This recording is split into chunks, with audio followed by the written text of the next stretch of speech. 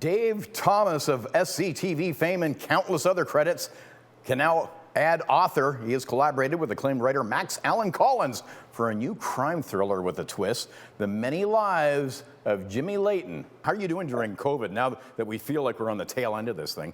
How has it been for you? Should I be wearing a mask during this interview just to be safe? I feel pretty good, you know. I mean, it's been a pain in the neck to wear a mask everywhere, you know. Yeah. You know that. Everybody knows that. Yeah. And I'll be so glad when that's over. And I haven't been on any flights since COVID, though. Oh, really? Yeah, Rick and I were supposed to go to Edmonton because they put up statues Yes, I know. Bob and Doug. Yeah. So we were going to go to the unveiling of the statues, and then COVID hit. And so then they just unveiled them without us. Well, you know what? We can do it again, and we should have some statues in Dundas, for crying out loud, for you and your brother. Oh, yeah, right. Yeah, Ian's pretty well known. Now, you got the statue in Edmonton, Bob and Doug, but what's Dave Thomas's proudest moment and favorite character? Probably my Bob Hope impersonation, because I was a big fan. And that got me like so much notice. I mean, I remember we were doing a special at NBC, and Johnny Carson wanted to meet us. And so we walked down the hall, and he was shooting his tea time movies. And he was a big fan of the Bob Hope impersonation. And, you know, I was on the lot at 20th Century Fox one time, and Albert Brooks came up to me. Now, I was a huge Albert Brooks fan. Yeah. But now all of a sudden, Albert Brooks is a fan of me because of the Bob Hope impersonation. So that really was because no one had done him, and it was such an oddball impersonation. That was really and so bang on. Now you played golf with him, didn't you? Oh yeah, and I did specials with him. Yeah, and I went to his house. His 90th birthday special was pretty incredible, and I played his nephew Chester Hope. And I came out and did a little monologue. But this was a show that had, you know,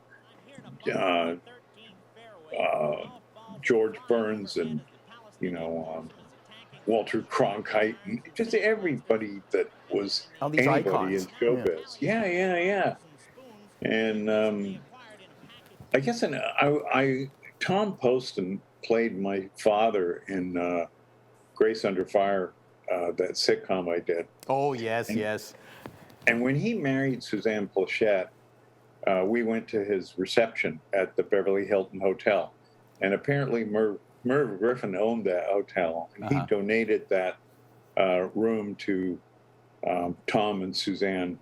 And we were at a table with like Don Rickles, Merv Griffin, just like everybody from 70s TV that I ever loved. Oh, yeah. That was a pinch me moment if I ever had one. I bet.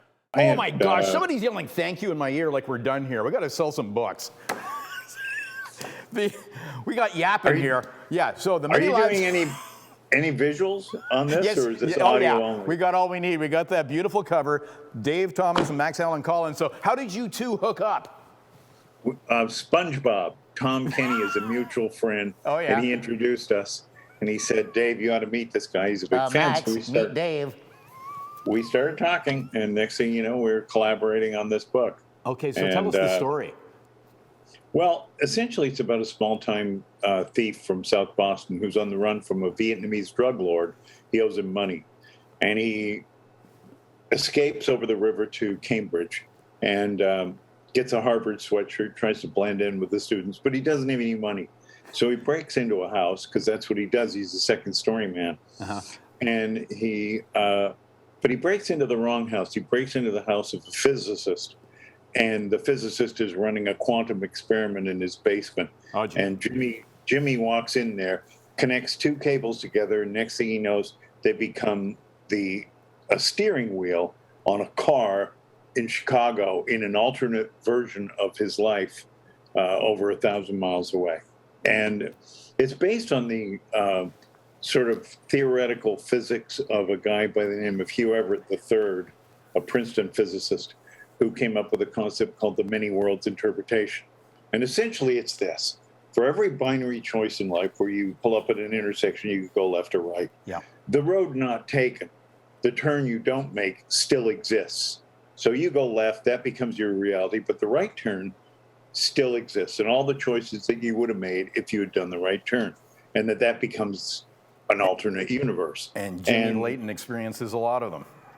That's right. Yeah. He experiences We're going to link versions. up. We're going to link up where Morning Live viewers can get the book. And wow, thanks for getting up early and chatting with us this morning. And you know, with COVID, you know, coming to a conclusion, we hope studios are opening up again. So you and Ian are welcome to do the Morning Live Christmas special on CHCH if you want. Well, can we book that's you? lovely.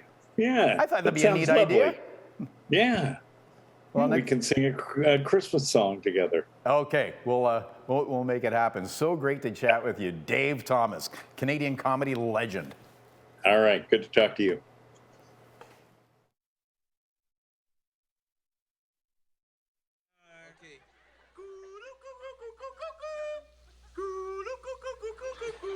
Good day, welcome to the Great White North Canadian Corner. I'm Bob McKenzie, this is my brother Doug. How's it going, eh? And today's topic, what was it? How come Americans have twist off beer caps? Yeah, okay. And So like Canadians don't? this is Canadian beer, right?